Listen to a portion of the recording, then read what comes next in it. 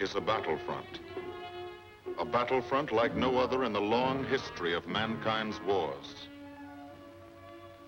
This is an air front.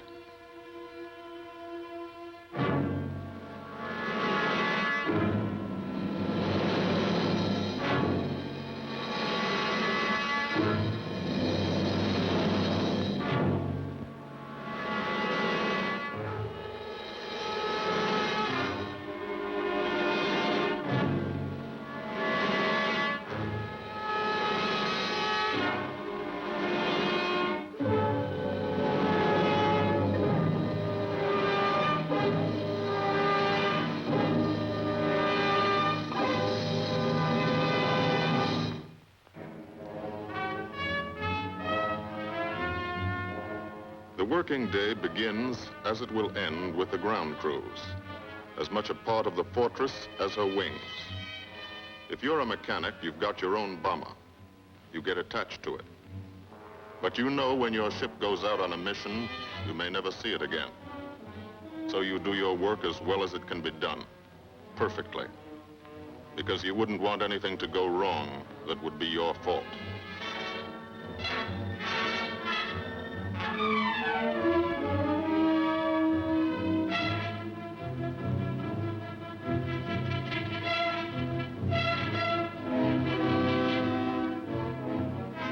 Today, the bombs will be taken from these bomb dumps somewhere in England and delivered to specific points in Wilhelmshaven, Germany.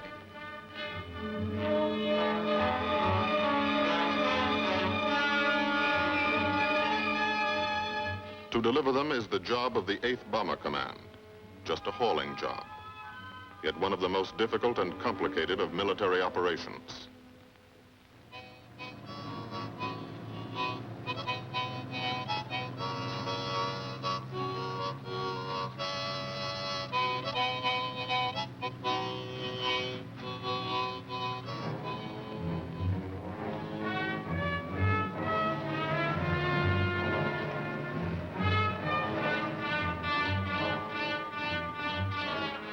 General-purpose demolition bombs, impact velocity as high as 750 miles an hour, pierce 5 inches of armor plate, destroy a factory.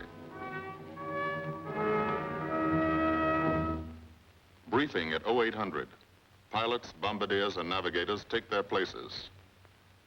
The group commander, Colonel Stanley Wray, steps up to the target map, and for the first time, you learn where you're going.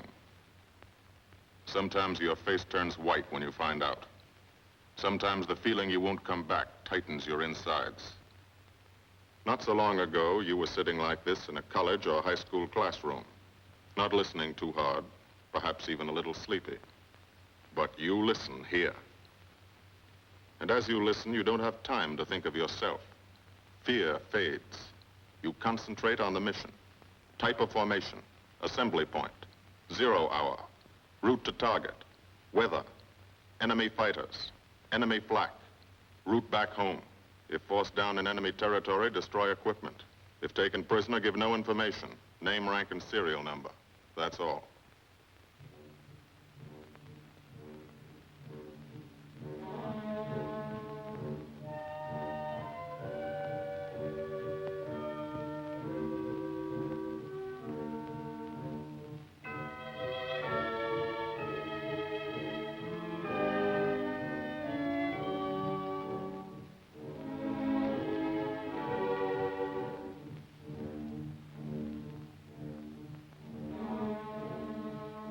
These are the passengers with one-way tickets. And this is the crew of the Memphis Belle, 324th Squadron, 91st Heavy Bombardment Group. Just one plane and one crew in one squadron, in one group, of one wing, of one Air Force, out of 15 United States Army Air Forces. Well, fellas, we've never had an easy ride over there yet. And today won't be any different. No escort except unfriendly. So keep your eyes peeled. Don't get excited and yell when you're talking on the intercom. Save your ammunition and make your shots count. And let me know what goes on back there, Quinlan. Yes, sir. Stay on the ball, gang, and she'll bring us back like she's always done. Okay? Let's go.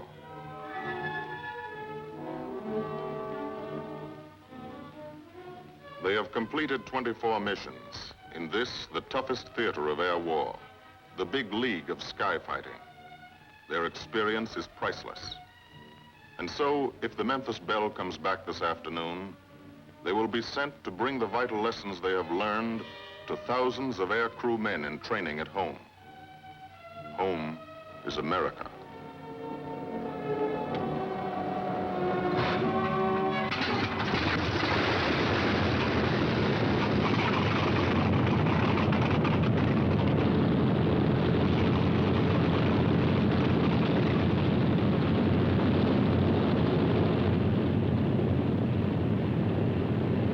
This is a battlefront, like no other in this or any war.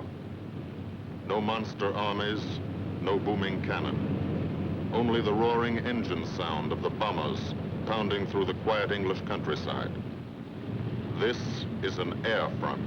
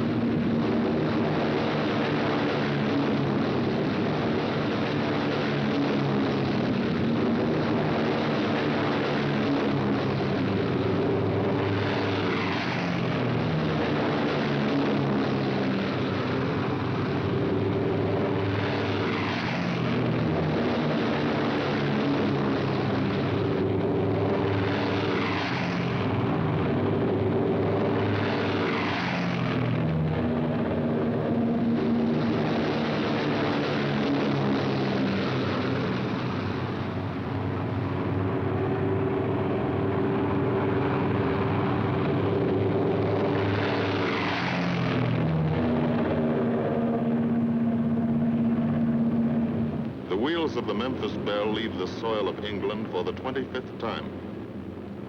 The friendly soil of England, with its ordered farms and rural hamlets, its country estates surrounded by formal gardens and well-kept parks. The England these Americans knew only from the classics they had to read in school. The England of the towns and cities, whose people have defended their island's freedom for over 1,000 years. But today, their countryside has changed.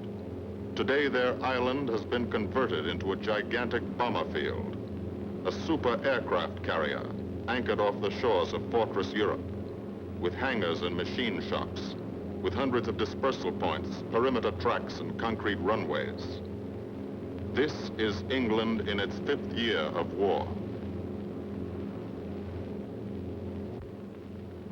And this is the new battlefront, the air front, from which we seek out the enemy. Not his infantry or his artillery, not his panzer divisions, but the greater menace, the industrial heart of his nation, the foundation on which the Nazi Empire and its armies stand, the power behind the German lust for conquest. The steel mills and refineries, shipyards and submarine pens, factories and munitions plants, pinpoints on the map of Europe which mean rubber, guns, ball bearings, shells, engines, planes, tanks, targets. Targets to be destroyed. And these are the destroyers, each with a belly full of bombs, and 10 men like the crew of the Memphis Belle. Pilot Captain Robert Morgan, industrial engineer from Asheville, North Carolina. He's flown this ship across the Atlantic. The other pilot, Captain Jim Verinis, business administration student at the University of Connecticut. Radio operator and gunner, Sergeant Bob Hanson, construction worker from Spokane, Washington. Navigator, Captain Chuck Layton, chemistry student at Ohio Wesleyan. Engineer and top turret gunner, Sergeant Harold Locke from Green Bay, Wisconsin. Used to be a stevedore. Besides keeping the Belle in order, he covers the sky above. Tail gunner, Sergeant John Quinlan of Yonkers, New York. Clerked for a carpet company, but he quit December 8th, 1941. Bull turret gunner, Sergeant Cecil Scott. Firstman for a rubber company in Rahway, New Jersey. Pilot to crew, 10,000, put on oxygen. They're climbing higher now, 300 feet a minute. The strain on the planes and on the men is mounting. The rest of the crew, bombardier Captain Vincent Evans, operated a fleet of trucks in Fort Worth, Texas. Waist gunners, on the right, Sergeant Bill Winchell, chemist for a paint company in Chicago. And on the left, Sergeant Tony Nastal, used to repair washing machines in Detroit when he was a kid. Now he's 19 and has 2 Nazi fighters, confirmed.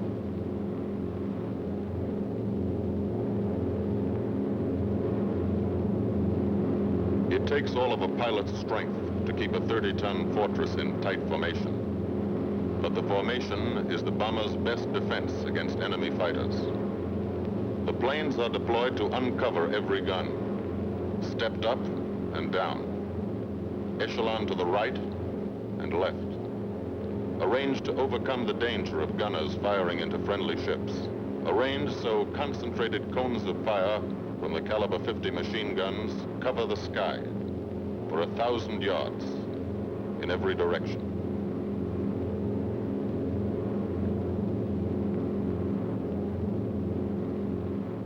The friendly coast of England slips by below. It doesn't look like much now, but in a few hours when you come back, if you come back, this will be the most beautiful view in the world.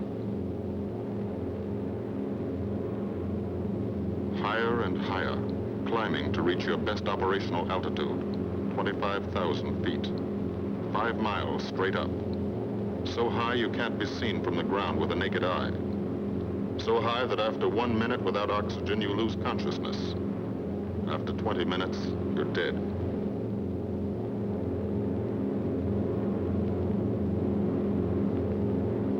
From now to the target, you go about your routine duties, plot your course, check your equipment, and wait, and think. Higher and colder. Temperature, 40 degrees, below zero. Take off your glove and you lose some fingers. You look out at the strange world beyond, reflections in plexiglass, like nothing you ever saw before, outside of a dream.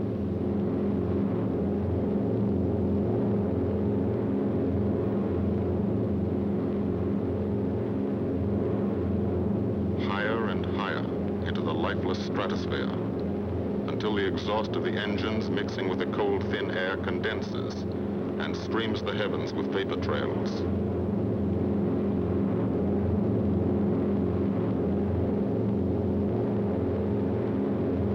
To the men in the ships, they're far from beautiful, for they point like beckoning fingers to the formation, signposts in the sky for the enemy to spot us.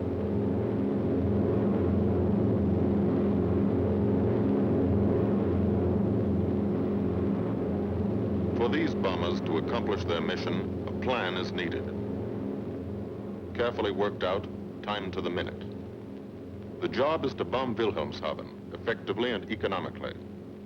The enemy is strong, skillful, determined to stop us. Here are his defenses.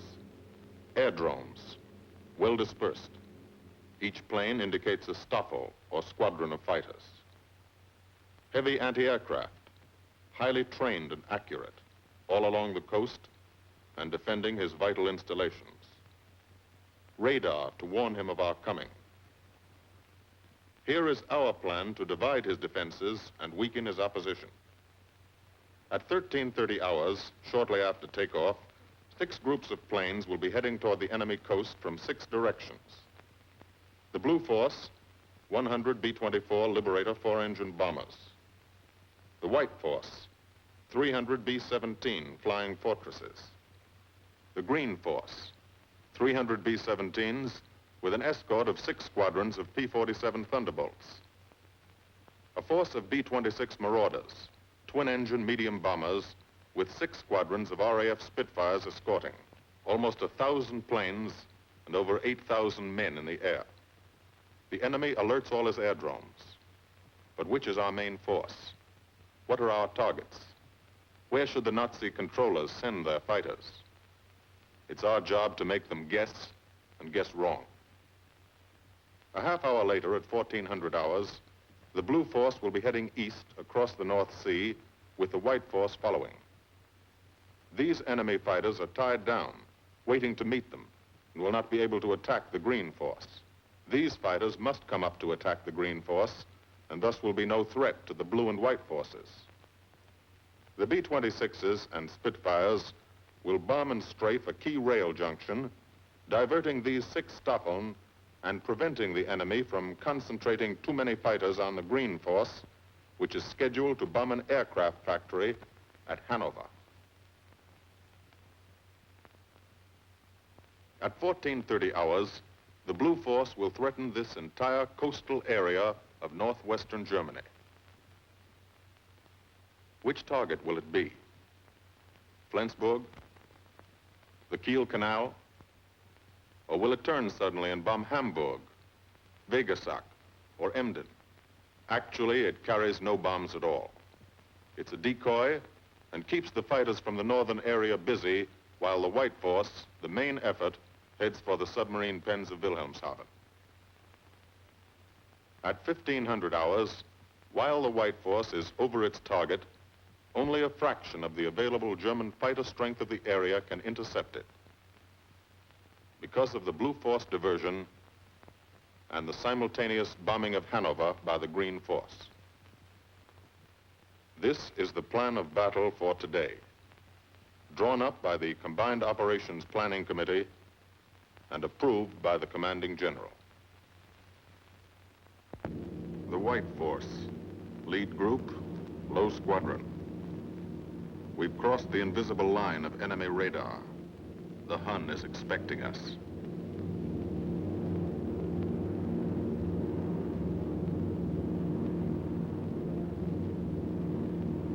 Steel helmets go on. Watchful eyes strain. Tight formations are held tighter still. Tense gunners more alert because here it comes. The enemy coast. From up here, it looks the same as any other. Houses, roads, green fields, factories, waterways. But they are the houses and fields of those who invade and oppress. They are the factories and roads of the people who twice in one generation have flooded the world with suffering. Suffering in such quantity as the history of the human race has never known. Brought torment and anguish into countless American homes. Gold stars and telegrams from the War Department.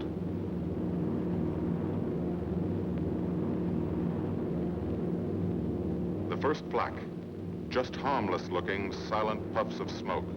Only each puff is a shell exploding, throwing shrapnel around the sky. Exactly the range, accurate flak by radio prediction. 5 miles down, Nazi anti-aircraft batteries have calculated the altitude, speed, and course. Where will the next one hit? You try not to be there.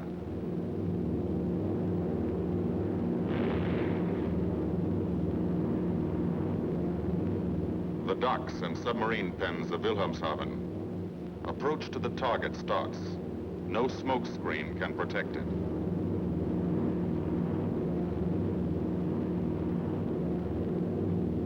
Now the enemy knows the path of your approach and walls that path with a flak barrage. but you fly right through it. Flak so thick you can get out and walk on it.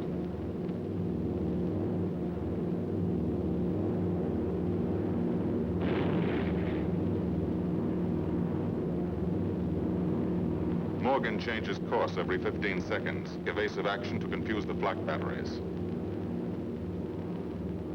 Bomb sights set for correct altitude and speed. Bomb bay doors open. The bombing run begins. Pilot to bombardier. Okay, Vin, you've got it. Now Evans flies the Memphis Belle, controlling it through the bomb sight. And now we are most vulnerable.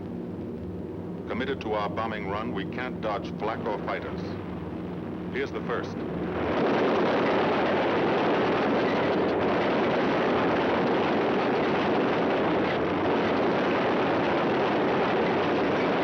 Top turret fires at it. Evans must ignore the battle. Crosshairs lined up on target. Adjustments for wind drift made. 2 more fighters diving from 9 o'clock. Flak now has the range too. They've hit this fort, but he keeps on his bombing run.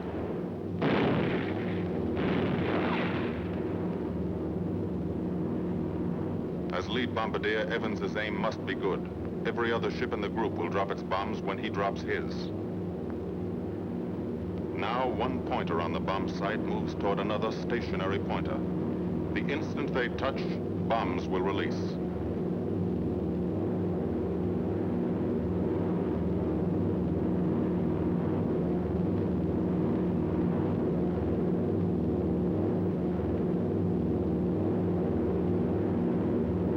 They touch.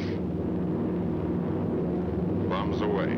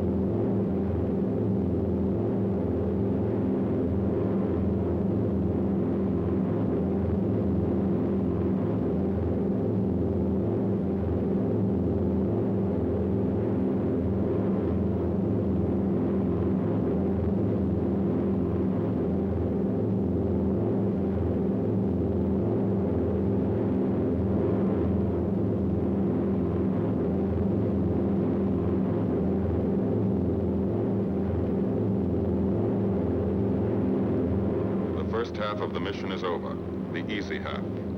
Now to get home.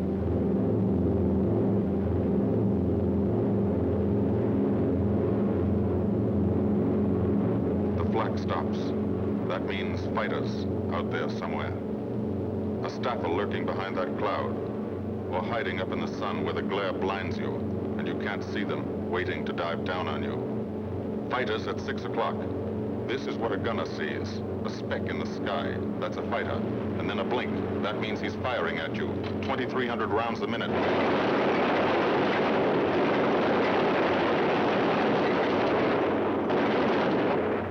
In a running battle, one of the most important instruments is the interphone. There's 4 of them, 1 o'clock high. They're coming around. Watch them.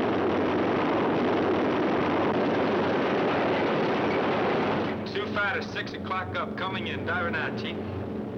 B-17 in trouble out at 2 o'clock, watching. Got an engine on fire.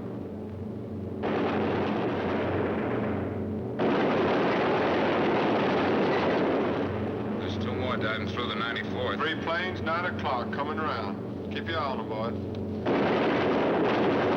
Coming around at 10. Watch them, Chuck. Keep your eyes open. Yeah. They're breaking at 11, breaking at 11. I got them. Coming around underneath at 10 o'clock. I Those see 'em. 2 at 2 o'clock. Watch them, Scotty. I got my sights on them. Check that B-17, Chuck. 3 o'clock. Motor smoking. Fighters 10:30 coming around. Those 10:30 upper or lower?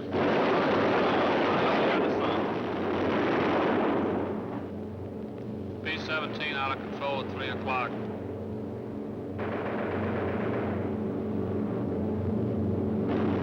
Come on, you guys, get out of that plane. Bail out. There's one. He come out of the bomb bay. Yeah, I see him. There's a tail gunner coming out. Watch out for fighters. Keep your eye on them, Bill. See any parachutes, Quinlan? 2 parachutes open, Flag Chief. at 9 o'clock. 8 men still in that B-17. Come on, the rest of you guys. Get out of there. Come on, bail So out. far, there's 3 more shoots. Flag, 11 o'clock. Fighters, 6 o'clock. ME-109 at 3 o'clock. Keep after him, Mitchell. I see him. I'm on him. Come on, you son of a bitch.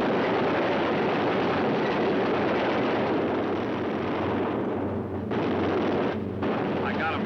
Quinlan, confirm that fighter. He got him, Chief. Look, he's bailing out. Damn it, don't yell on that intercom. Fighters, 10 o'clock. Watch those 2 at 12, Vin. They're coming in. They're coming in, Scotty. Get that ball turret on him. Save the ammunition as much as possible.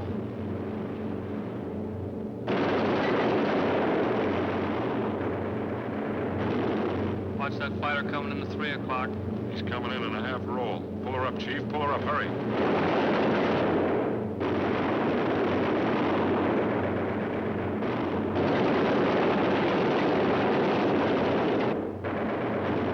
This fortress is hurt.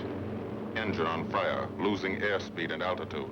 Drifting into the flak, alone and helpless. A straggler.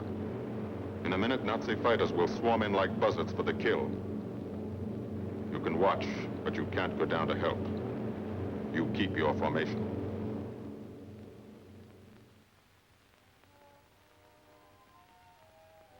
Here, too, the mission is being flown. None the less real for being in the minds and hearts of these men behind. Ask anybody who's been to a field in England, or anywhere else our bombers are based, and he'll tell you that there's drama here, too. Waiting to see who's coming back. To watch them, you might not realize how tense these ground crews are. But they are tense, and plenty worried. In Air Force talk, this waiting is known as sweating out the mission. These men know the flight plan. Their watches told them when the bombers were running into enemy flak, when they were over the target, when they left the enemy coast. And now their watches tell them the bombers should be nearing the field. Every ear strains for the first sound of the engines. And then somebody hears them.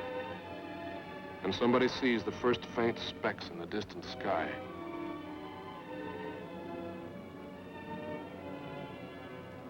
Every face turns to see and count.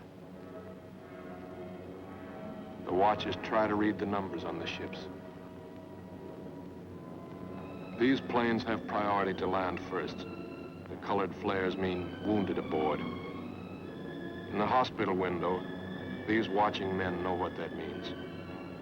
They know what it feels like to lie on a bouncing fortress floor for hundreds of miles through the frozen stratosphere, in great pain, with the other men in your crew fighting to keep you alive until they hit the field. The field. Home. It'll be okay then, because there'll be medical care, the best, as soon as the wheels of your plane stop rolling.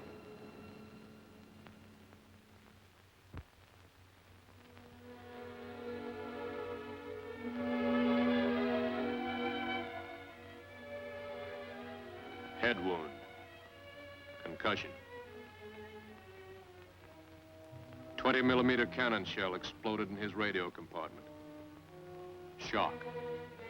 Internal injuries. He'll be all right, though. Flak burst scattered flying shrapnel. He's full of steel splinters. This pilot's leg is not a pretty sight. Neither are the docks at Wilhelmshaven. These men will all get the Purple Heart. And this man, too, posthumously.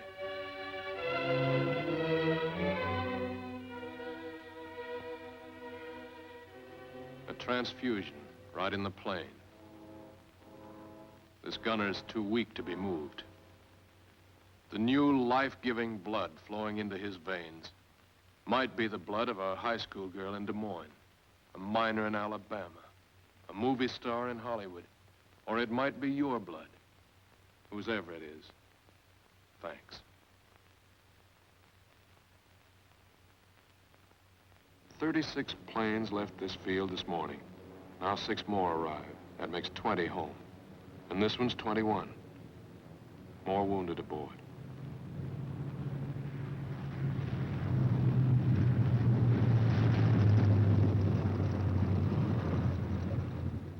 .22, coming in with his left inboard engine dead.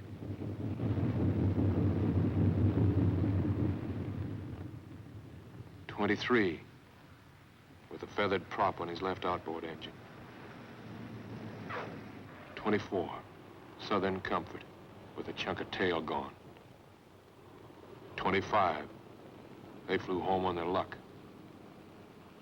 .26, not a scratch. The control tower learns that 2 more landed at a British field to the south. 1 a crash landing, crew safe. That makes 28. 29. A rough landing, but her pilot's badly hurt. It's a wonder he brought her back at all. 29 planes back, so far. 29 out of 36. Our losses were heavy, but the enemy's were far heavier. We destroyed a German aircraft factory, a rail junction, submarine pens, docks, and harbor installations. That's specific, known damage. But who can tell the number of German torpedoes that will not be fired? The number of our convoys that will get through now? The soldiers' and seamen's lives that will be saved? Or the battles that will be won instead of lost because of what these bombers and airmen did today?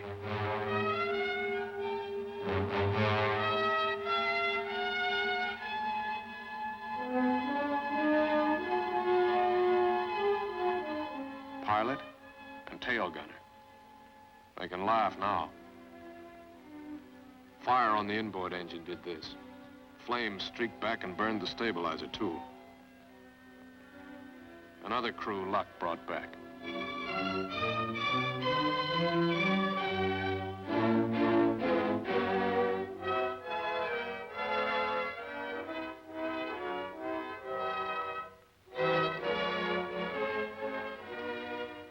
Here's old Bill. A pretty good airplane when it took off. Lost its nose, lost its navigator, bombardier wounded, top turret gunner and pilot hit. Hydraulic system shot out, no brakes, no flaps. But old Bill came back.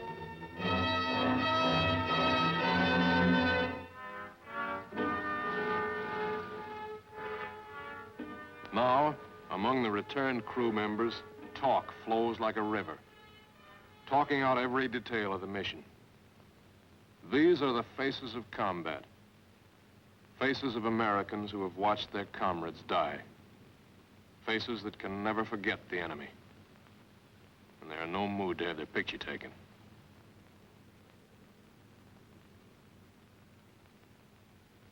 In the control tower, Colonel Wray, the group CO, is still watching and waiting. And then he spots the last flight. 3 more planes. And one of them is the ship everyone has been pulling for. The Memphis Belle. The last few miles of this trip have been a joyride. The strain is over. They can leave their guns now. Now they know they're going to go home. To Spokane, Green Bay, Asheville, Detroit, Chicago, Fort Worth, and Yonkers.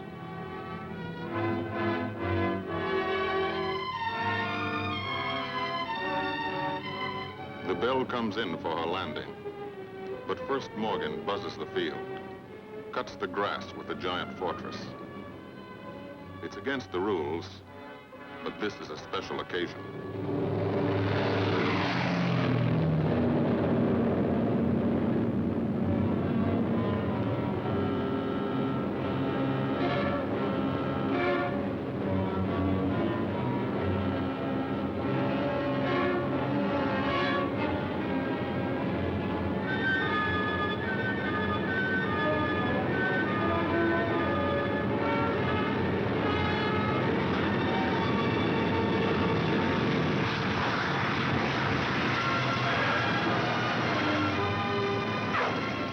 guns of the Memphis Belle come back to the soil of England for the 25th time.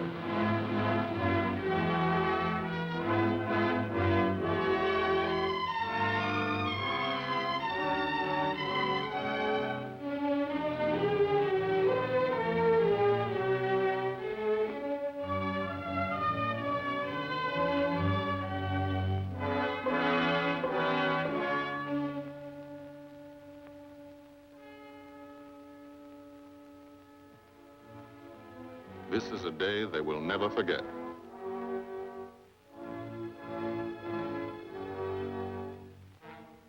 Another great day soon after, Brigadier General Hanson visited the field and presented the Distinguished Flying Cross to every member of the crew.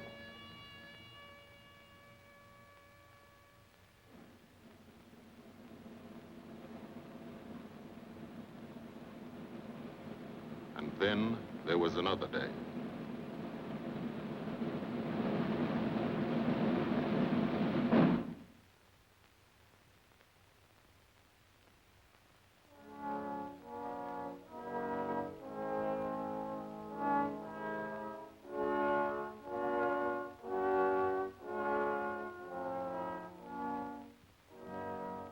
Their Majesties, the King and Queen of England.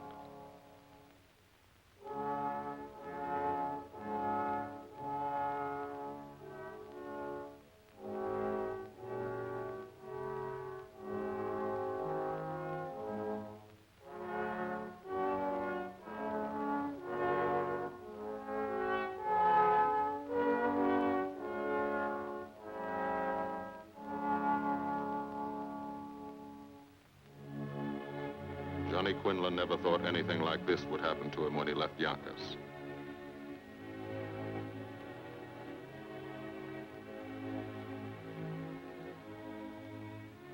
The ground crew were a little self-conscious about being dressed in fatigues, but the Queen thought they were very nice.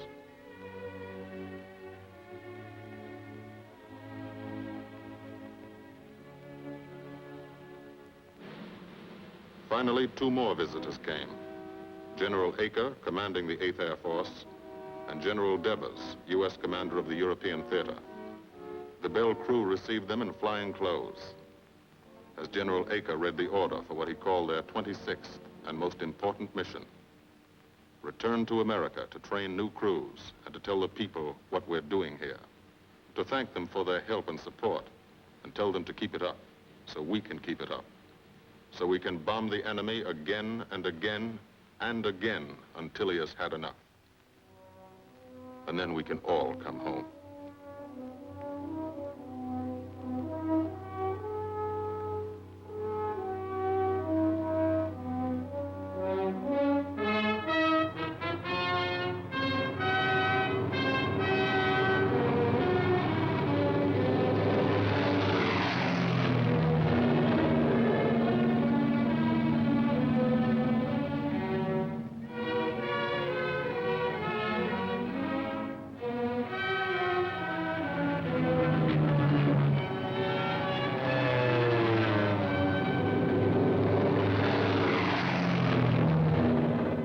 Men of the 8th Air Force, who are now flying deep into Germany, bringing destruction to targets almost 1,000 miles from their bases. Destruction like this. And who have never once been turned back by the enemy. To those men, this film is gratefully dedicated.